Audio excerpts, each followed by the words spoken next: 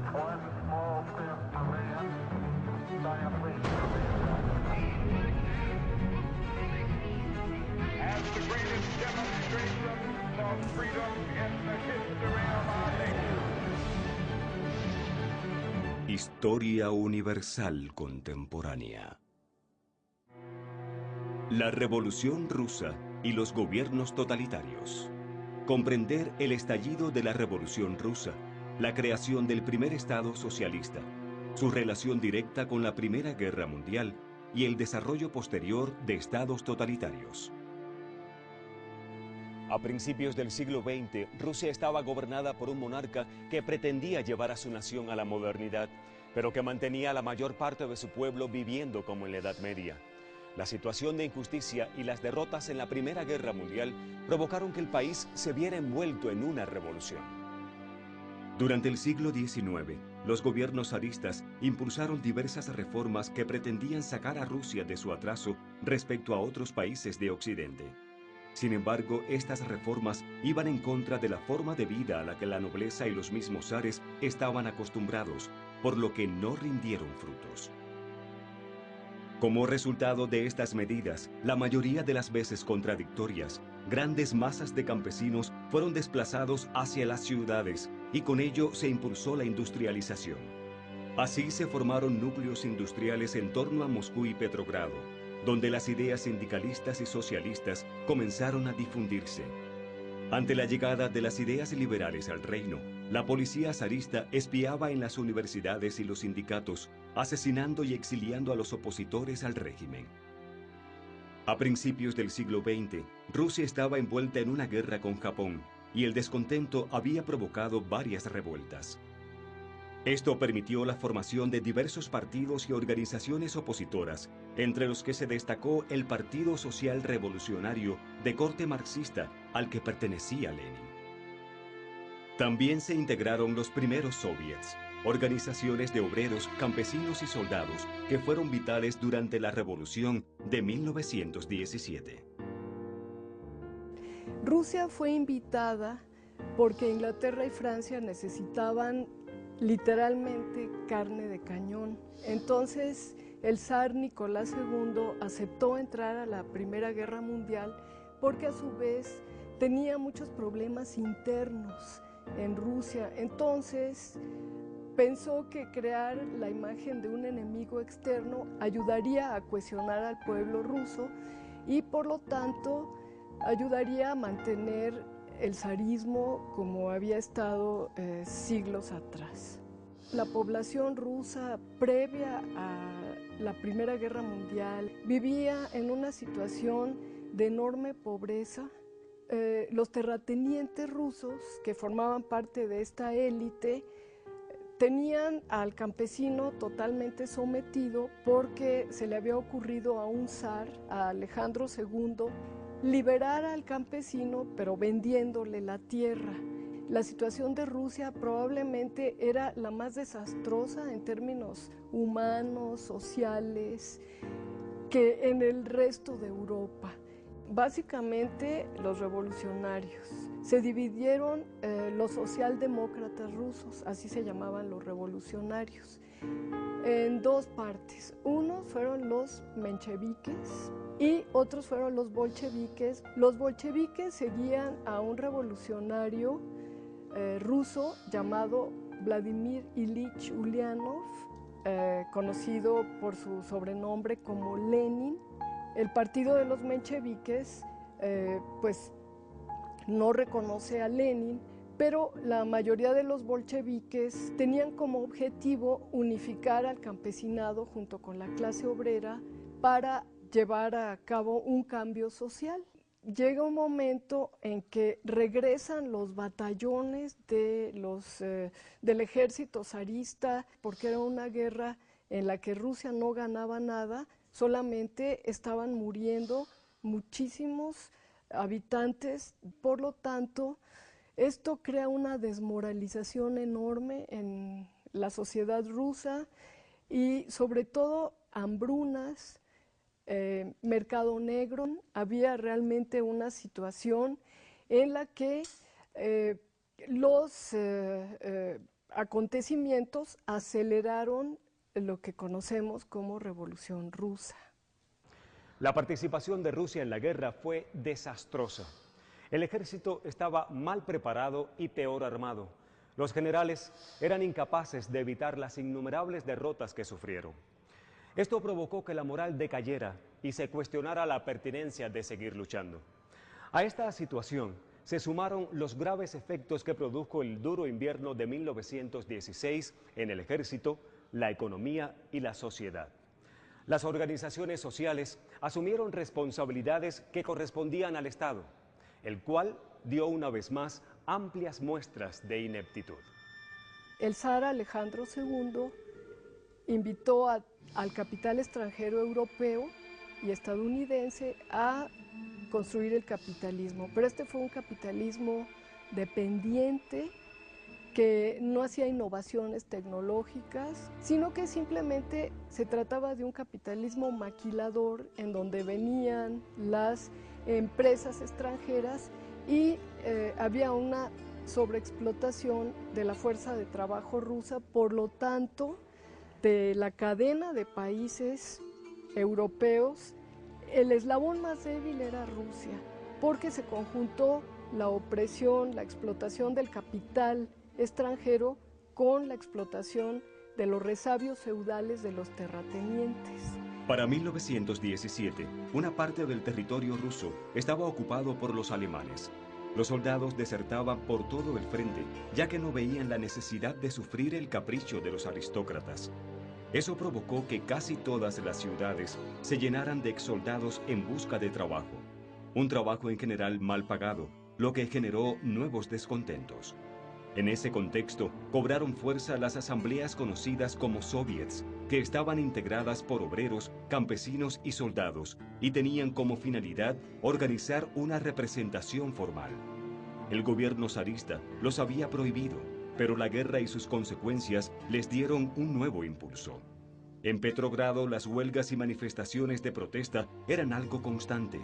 De especial importancia fueron los mítines que se llevaron a cabo por el Día Internacional de la Mujer.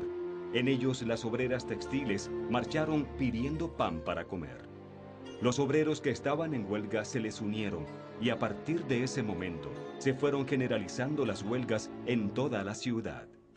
Al principio, los obreros resistieron los ataques de la policía y hubo víctimas en ambos bandos. En los días siguientes fueron tomando armas de los policías. Al tercer día, el zar ordenó al ejército que interviniera, pero por las noches los soldados fueron uniéndose a los revolucionarios hasta que el ejército zarista dejó de funcionar. Entonces el zar ordenó disolver la Duma, el Congreso ruso, y nombró un comité interino para gobernar. En ese momento, todos los regimientos de Petrogrado se pasaron al bando de la revolución, obligando a Nicolás II a renunciar.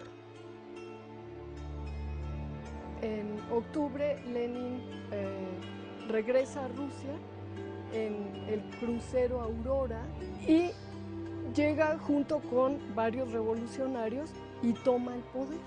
Llegan las huestes revolucionarias, entran al palacio del zar y empieza ya toda una construcción del nuevo país que se va a llamar Rusia soviética.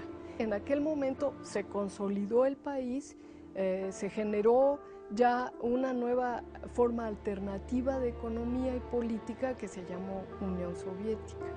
Lo que hizo Lenin fue negociar con Alemania la salida unilateral de la guerra. Entonces el gobierno soviético quiere salirse de esta guerra para poder construir pacíficamente la nueva sociedad y le propone al Kaiser, que estaba perdiendo, al Kaiser Guillermo II de Alemania, le propone la paz unilateralmente. El Kaiser pues ve que es un enemigo menos, acepta y sin embargo le pide parte del territorio del Imperio Ruso. La parte del territorio que cede el gobierno soviético va a ser Ucrania Occidental.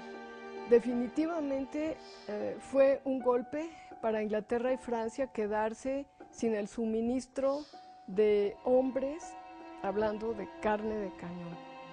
Y esto aceleró, desde luego, el proceso de fin de la guerra, y es cuando entra Estados Unidos, manda tropas para que ayuden a los franceses y a los ingleses a someter a Alemania. Y finalmente lo logra y representa por primera vez el poner Estados Unidos un pie en Europa. Y desde ahí no se va a salir hasta la fecha.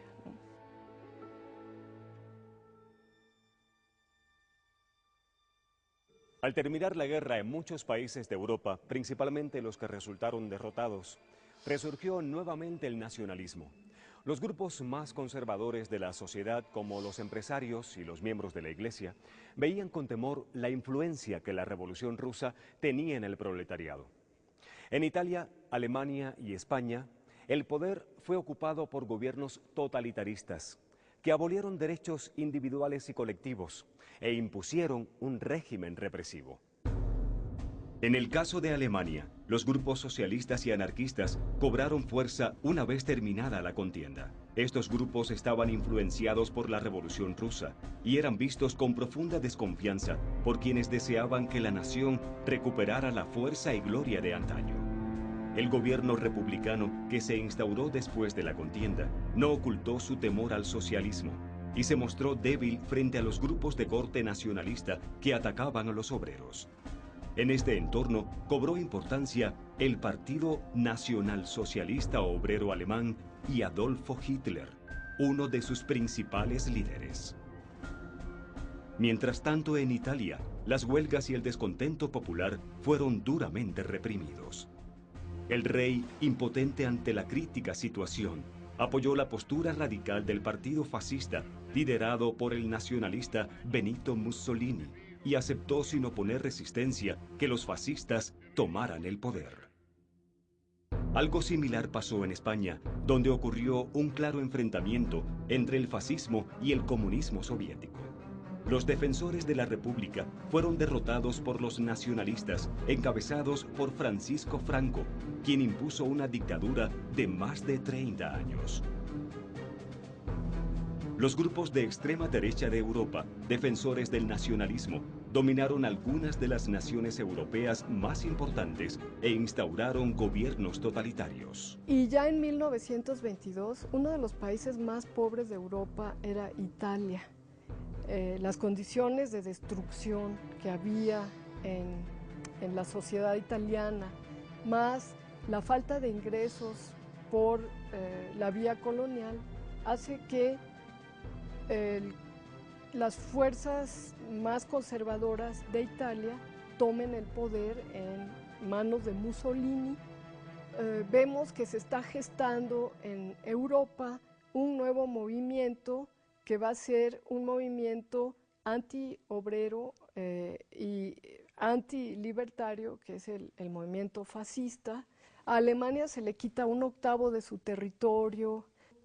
La población fue la que cargó con las reparaciones de guerra. Había un desempleo enorme. En ese contexto comienza a darse el crecimiento de lo que se llama el nacionalsocialismo.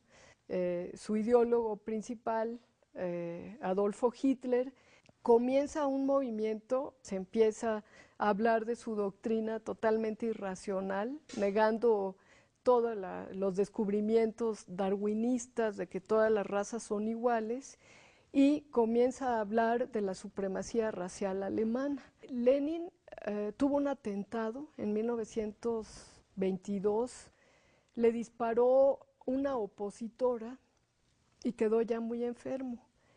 Y su sucesor natural era Trotsky, una de las grandes cabezas de la Revolución Rusa. Y cuando Trotsky quería reemplazar a Lenin, Stalin se puso de acuerdo con otros miembros de la alta jerarquía del partido bolchevique y logró sacarlo de la escena y quedó él. Entonces Stalin es una figura muy controversial. Por una parte sí podemos achacarle esa falta de visión democrática, pero también es cierto que llevó a cabo el plan de Lenin de construcción del país. El ascenso de los fascistas, los nazis y los franquistas al gobierno y la consecuente fuerza que cobró el totalitarismo fueron vistos por Inglaterra y Francia como un freno al temido avance del socialismo soviético. Por otro lado, el éxito del gobierno nazi de Hitler se vio reforzado porque restauró la economía del país y acabó con el desempleo, mientras el mundo se hallaba sumido en la Gran Depresión, lo que se concretó con un aumento definitivo en la popularidad del régimen en Alemania.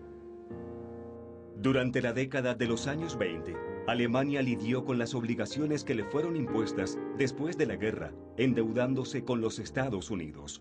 Cuando llegó la crisis de la bolsa, en 1929, el país americano intentó cobrar las deudas para recuperarse, sumiendo a Alemania en una nueva crisis.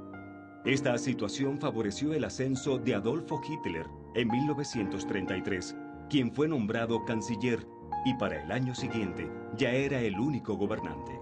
Su gobierno enfrentó la crisis utilizando el gasto militar y fomentando el desarrollo de obras públicas. Al mismo tiempo, impulsaban una política de persecución y asesinato contra los partidos opositores, especialmente los socialistas, y defendían la supuesta superioridad de la raza aria. En el extranjero, los nazis apoyaban a la falange española en contra de la recién nacida república, lo que culminó en una guerra terrible de la que España tardaría décadas en recuperarse. Hitler invadió sin oposición Austria y Checoslovaquia y poco después Polonia, dando inicio al mayor conflicto bélico que había visto la humanidad.